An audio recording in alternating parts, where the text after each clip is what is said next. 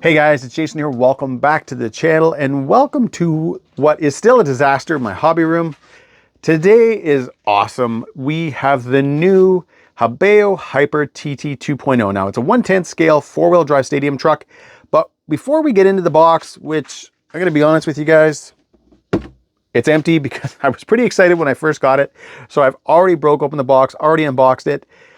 But before we get to that, I do just want to quickly cover Hobao in general.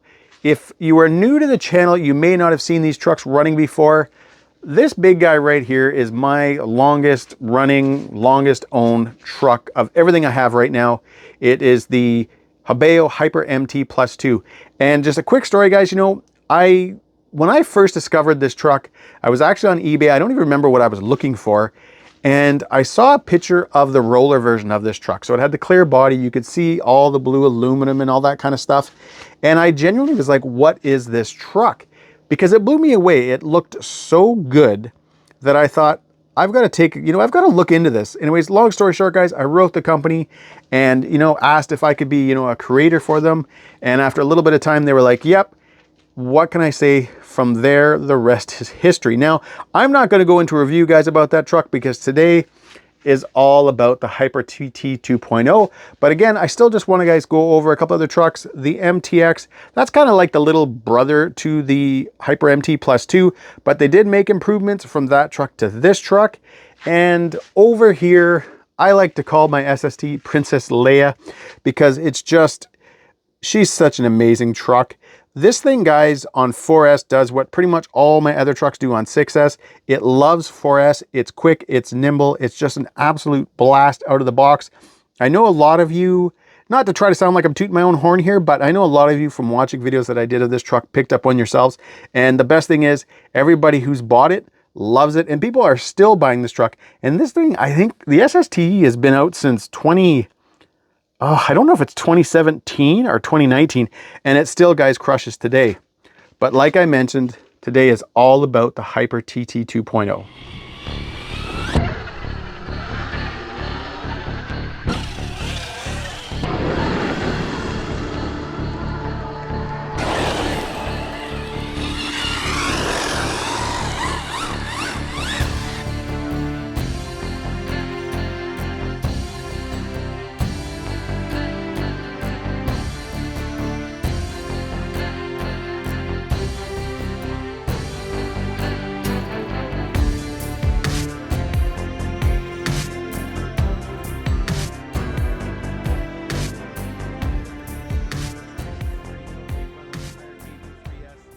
All right, so that was a quick clip, guys, of running the Hyper TT 2.0. That video will be coming soon. And as you could see, Hobao also sent me the silver body. So I got a few of my stickers on there.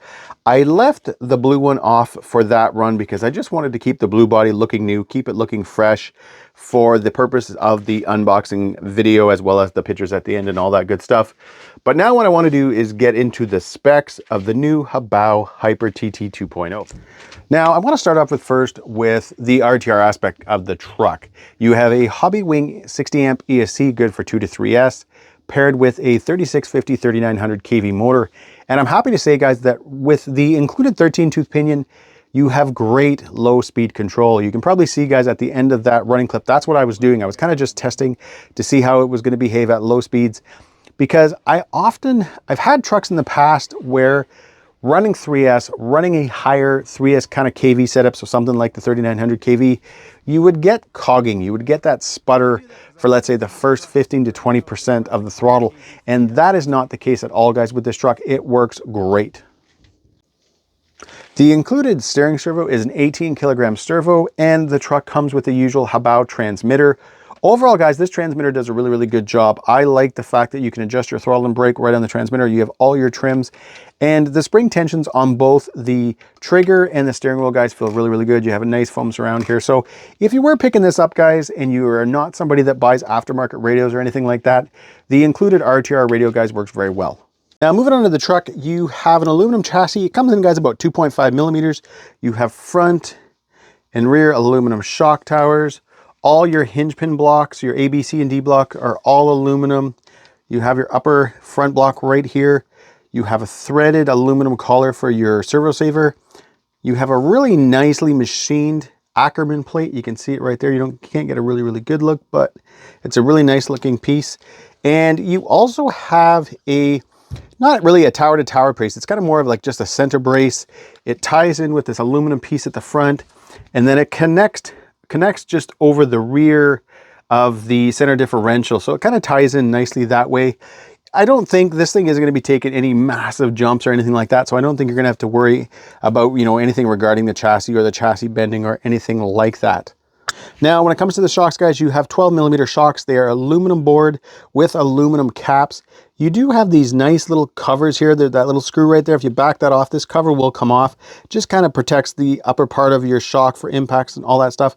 It's nice to have that on there. You also do, guys, have like a nice rubber boot on your shaft. So I always like seeing this. I wish every company had this because it protects, obviously, guys, the rod, so your shock rod itself, but it keeps just stones and all that kind of damage, that you can get sort of like pitting on the actual shock shaft too. So definitely like having those. You have front and rear sway bars. The bumper, the front bumper is very flexible. Does a nice job of protecting the front and kind of even protecting, guys, the shocks. And then on the back, you have this, it's not really a skid plate. It's just kind of a different looking bumper, but again, has a lot of nice flex to it. Now you can see right there, your aluminum motor mount. It also, guys, is up the front to the center differential. And what's kind of neat, guys, while we're looking at it this way, you can see that the center differential is mounted directly to the rear differential. There's no dog bone or drive shaft or anything like that in between it. I kind of like that setup. It sort of kind of eliminates having possibly bending the rear dog bone or anything like that. And just one less part that you don't have to worry about. The battery tray is your standard kind of battery tray. You got your two Velcro straps. You do have this little mount right here. You can move this brace up here if you want like that. And it just kind of depending how you want your battery to sit. You can also, guys, underneath, I'll show you, you can see the holes right here. If you want, you could also move the whole battery tray back. So you can move the battery tray back, and then possibly if you're running something like a shorty pack, kind of move it around a little bit too. So you definitely, guys, have a couple options of how you want to place your battery. Now, when it comes to the pill ball suspension, guys, it's a bit of a different setup than I'm used to. Usually what I have is kind of like a threaded insert. If you think of your Armas and your Corellis and all that stuff, you have like that threaded insert that sort of goes in that holds in the ball and that attaches to the arm. Where this setup, guys, it's these two screws. You back that off. This has sort of like a little kind of cup attached to it. That is what holds to the ball. Not sure if I can get in there and give you guys kind of a good angle, but I kind of like this setup. I think personally, I've had, guys, that little insert that again holds against the ball. I've had that back off before, so I think this is going to work out really well. 12mm hexes right here, adjustable turnbuckles. I've always liked how Hobao sort of goes a little bit overboard. You can see it's got these big flange washers, guys, on the back of the shock towers, both front and rear, as well as, guys, for a 1/10 scale stadium truck. It is using Mod 1 gearing. So Mod 1 pinion, Mod 1 spur. So like a lot of us, we have a lot of those gear, a lot of the pinions at least, guys, kicking around. You're going to be able to adjust your gearing. And like I said, whether or not you want to gear lower or higher, as well as depending on the type of setup you got.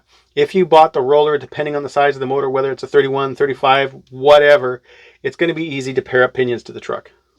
Now, when it comes to the wheels and tires, you have a nice 5-spoke design. They're not dish wheels or anything like that. I'm not a fan of dish wheels, so I'm glad they went with this. You have the pin style tires that are definitely sticky, guys. They have a nice kind of gummy feeling to them. So again, if they were on the right type of surface, I could see them doing a very good job. Now, there are a few more things, guys, I want to go through before we end the video, and that is Hobao did send me some of their upgrade parts. So these are the carbon fiber inserts for the arms. Over here, we have aluminum 12mm hexes to replace the plastic ones. We have carbon fiber front and rear shock tires. We've got another set of wheels and tires. These ones just have the yellow rims instead of white. And over here, we have the gray springs. And from what I can see, these would be a softer spring. So depending on the condition, if you were looking for something a little bit softer, not as stiff, you could run with those springs. And you guys have already seen the silver body. Now, a part I almost forgot to mention, guys, was the center drive shaft. This is a 7075 version. So it does have a metal dog bone, guys, in the center here. Depending on what you're going to be doing, you may need to go to the 7075 version. I'm going to wait, guys, till I start running the truck, and I will give you guys an update as how that's going, if I end up having any issues, and if this is something you should look at picking up. When it comes to the rest of the parts, I'm going to be doing the carbon fiber inserts before the second run, as well as the 12mm hexes. As for the carbon fiber shock towers, the springs, and the center drive shaft, I'll probably give that, guys, a few runs. And when it comes to the drive shaft, I'll definitely, guys, be giving it a lot longer. I'll kind of monitor the truck and just see how everything goes.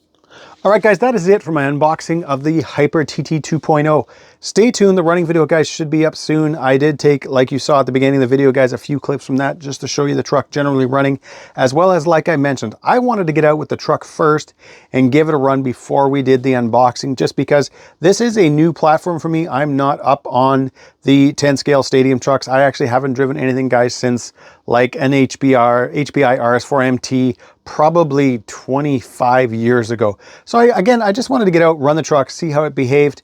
Stay tuned though, guys, lots of videos coming. We're going to be doing videos with the upgrades and a couple other changes that I want to do for the truck.